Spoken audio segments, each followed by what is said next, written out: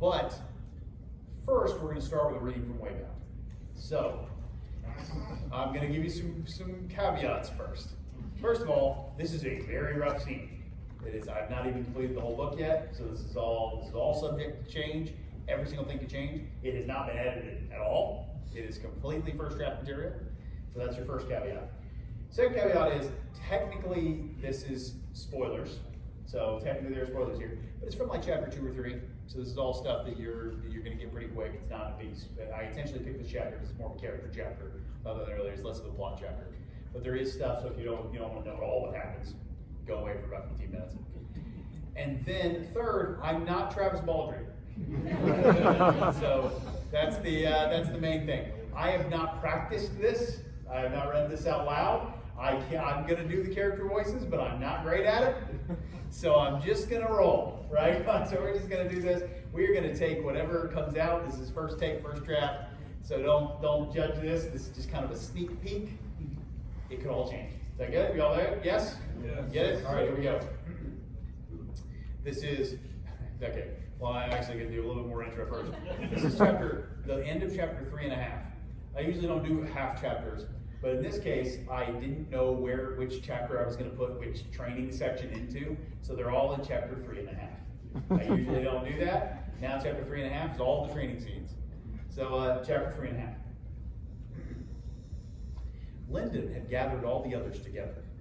Orthos, Little Blue, Zeal, Mercy, and Yeren were all spread out in front of him, standing on the smooth ground with the multicolored sky of the pocket world behind them.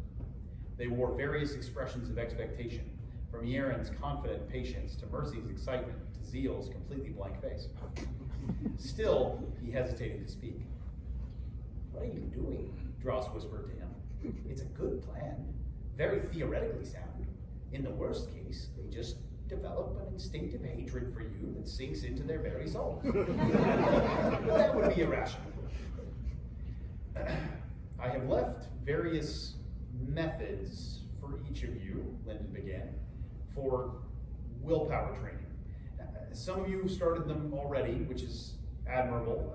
As you know, willpower is fundamental for fighting heralds and sages and the monarchs.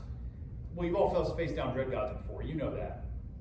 The various expressions of expectation had started to crumble. Yeren said what he was sure they were all thinking. Oh my God, I gotta do Yeren voice.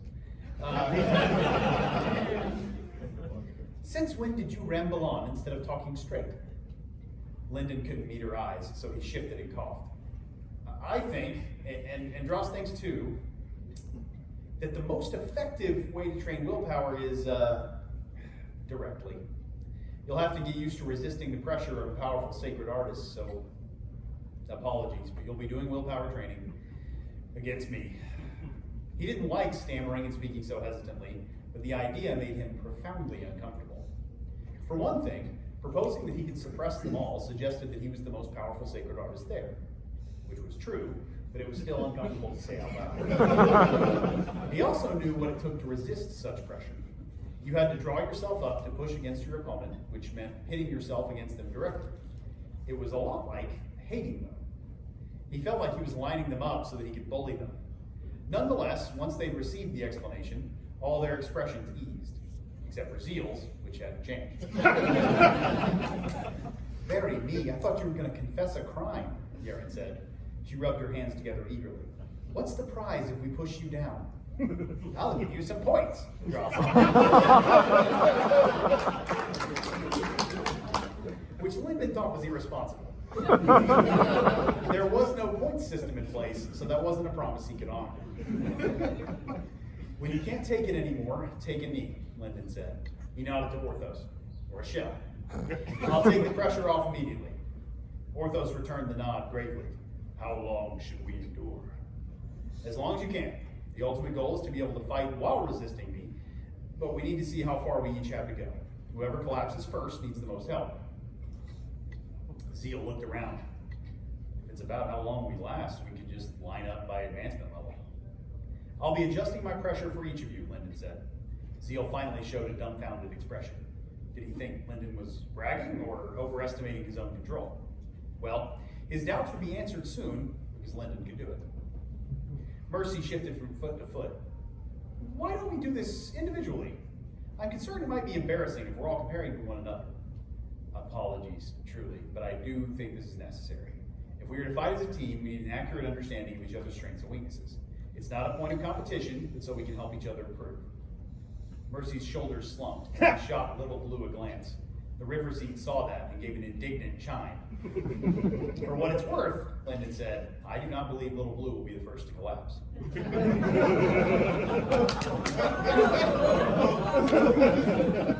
Merely being connected to him had to be decent willpower training, considering what Lyndon had put himself through in the last few years, and he could feel Blue's heart through their bond.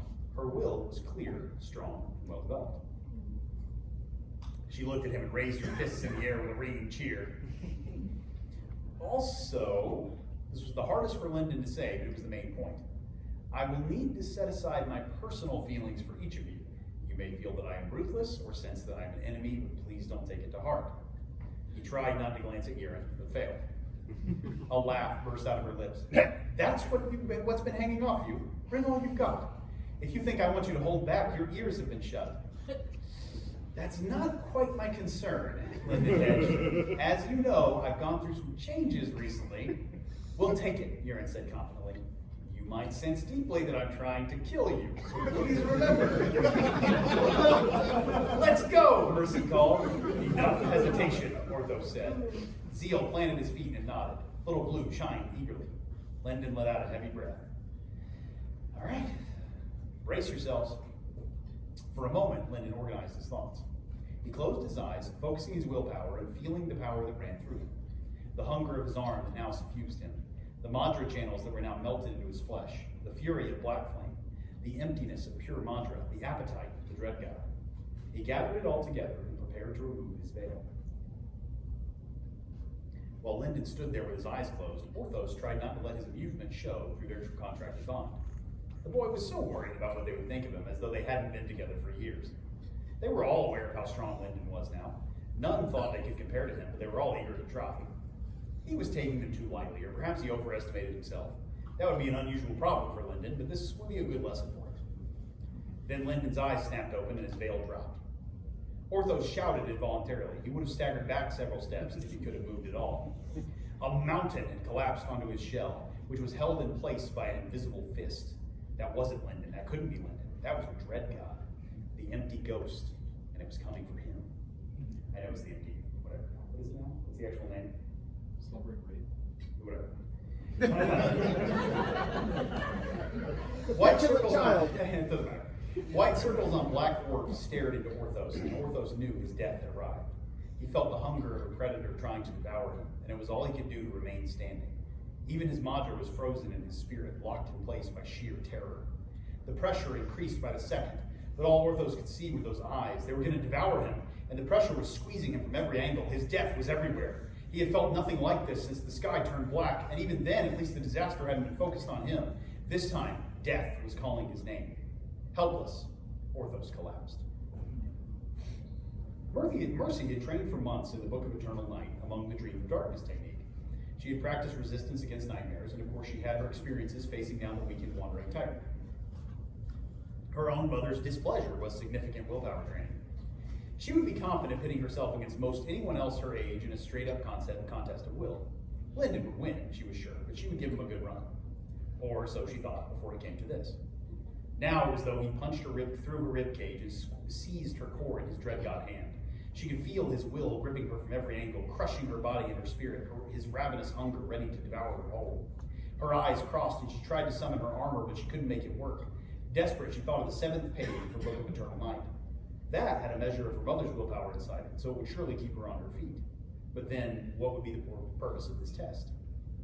Mercy stood as long as she could under the pressure of those black and white eyes. Eventually, she could take it no longer and dropped to her knees.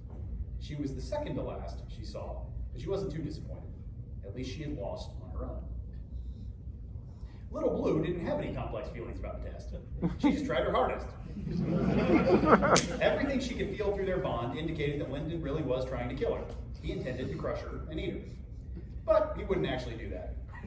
She didn't need to come up with any reasons to justify that. She just knew Lyndon. He wouldn't intentionally hurt her. For her, that was an ironclad fact of the universe.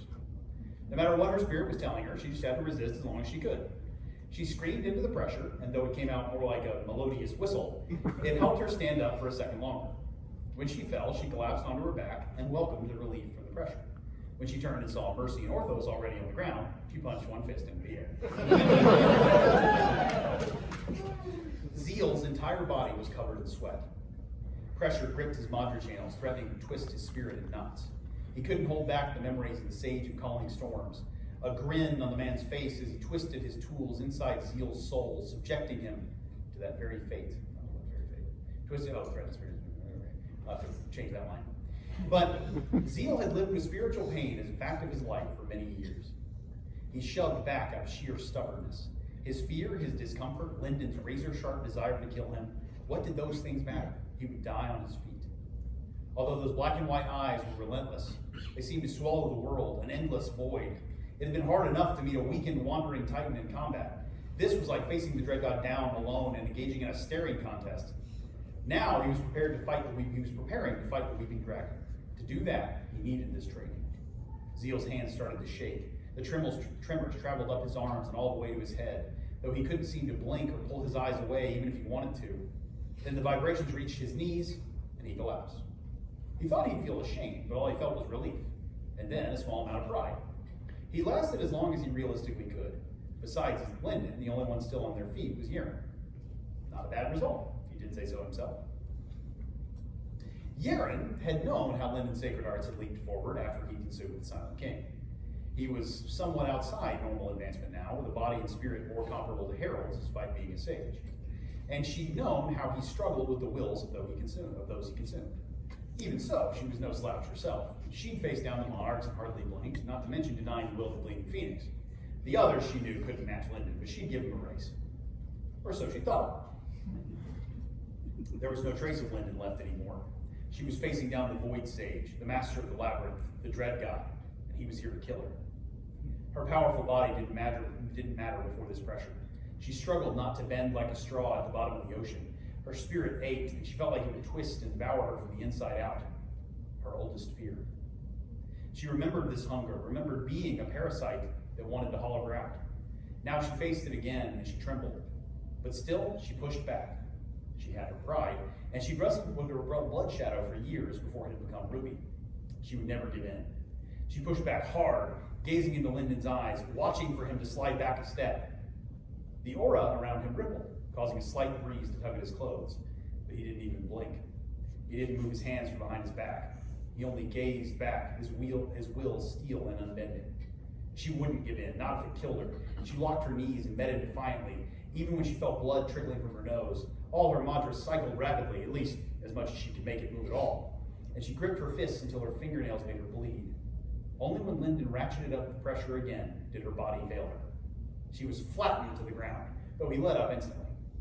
And while she had prepared herself for the possibility of losing, she was still filled with shame. She had thought she'd stand a chance. Lyndon looked over his friend's coughing, groaning, and shifting on the ground. Apologies, he said. Are you all right? He could feel that they were unharmed, but a round of groans answered him. I hate you, Zeal said. How about a break before we try again? Lyndon suggested. Mercy threw a pebble at his head. That is the...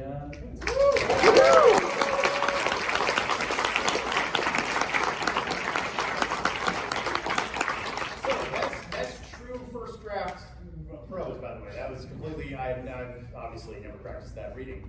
And that was zero changes have been made. That was as it came out of my brain. So that is... Now that's a taste of what it looks like when I'm just writing something down. That's how it comes out.